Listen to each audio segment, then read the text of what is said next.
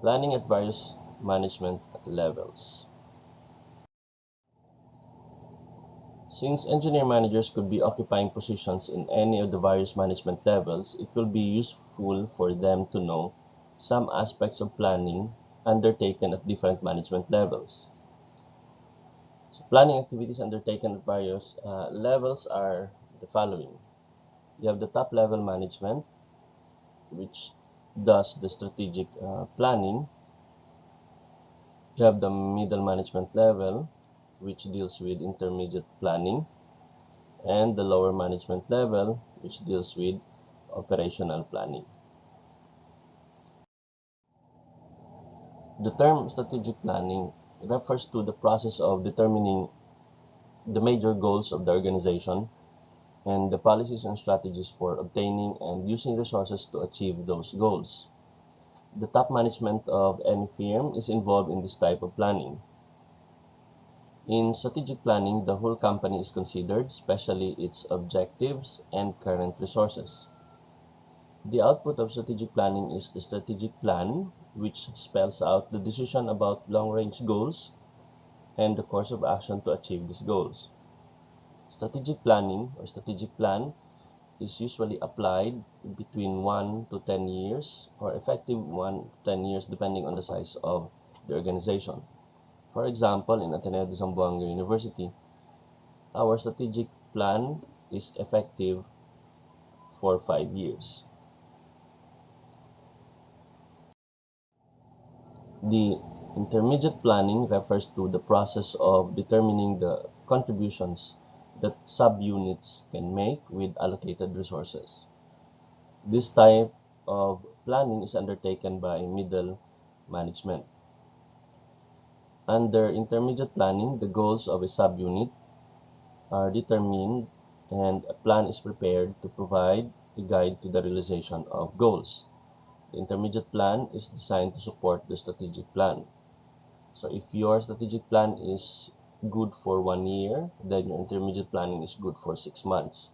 But for bigger company, intermediate planning or the middle management will usually do an intermediate planning good for 2 years. Operational planning refers to the process of determining how specific tasks can be best accomplished on time with available resources. This type of planning is the responsibility of lower management. It must be performed in support of strategic plan and the intermediate plan. For our university, operational planning is being undertaken by the department and college level or the department level, and it's usually effective for 1 year.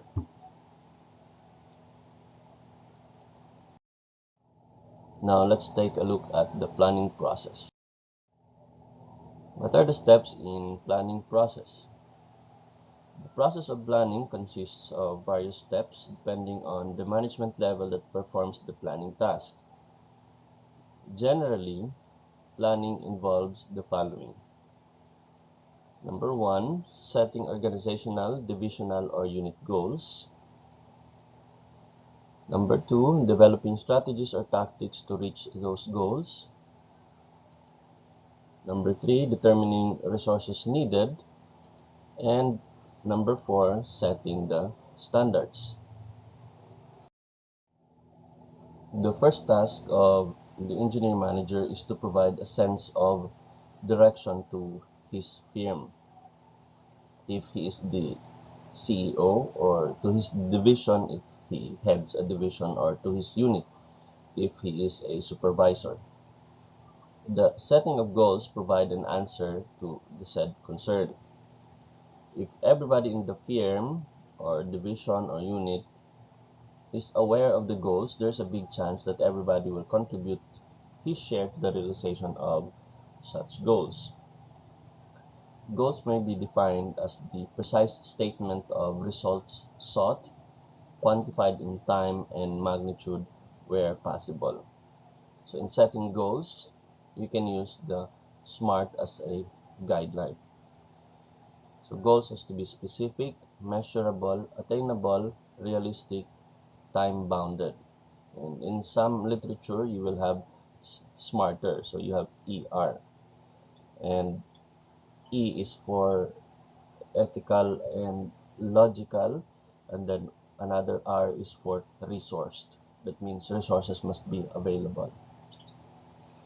Examples of these goals, say for example, for the entire company, the goal is to attain a return of investment of, say, 25% within 5 years. And then the division will have a goal of its own, which is to support that return of investment of 25%, to increase the number of projects undertaken by a company within a year or within 2 years, for example, by 50%. So that's measurable, and then that's time bounded. Another one is for the unit under the division. The goal could be to increase the number of project engineers to support the increase in number, or the possible increase in number of projects that the division is going to undertake. So that is how you set your goals. That is in support of the company's goals, the division of goals, and the goal of the sub-units.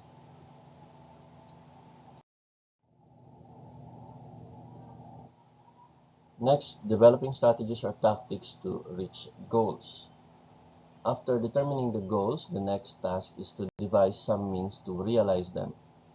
The ways to realize the goals are called strategies, and this will be the concern of the top management. The middle and lower management will adopt their own tactics to implement their plans. A strategy may be defined as a course of action aimed at ensuring that the organization will achieve its objectives. A tactic is a short-term action taken by management to adjust to negative internal or external influences. They are formulated and implemented in support of the firm's strategies. The decision about short-term goals and the course of action are indicated in the tactical plan. An example of a tactic is hiring of contractual workers to augment the company's current workforce.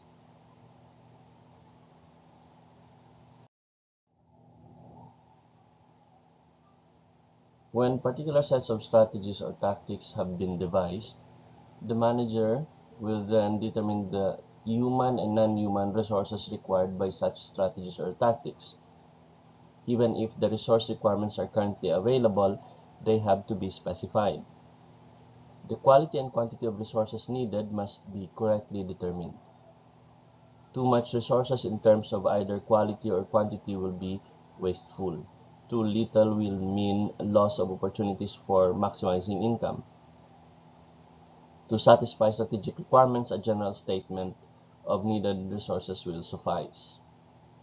The requirements or the specific requirements will be determined by the different units of the company. The standards for measuring performance may be set at the planning stage. When actual performance does not match with the planned performance, corrections may be made or reinforcements given.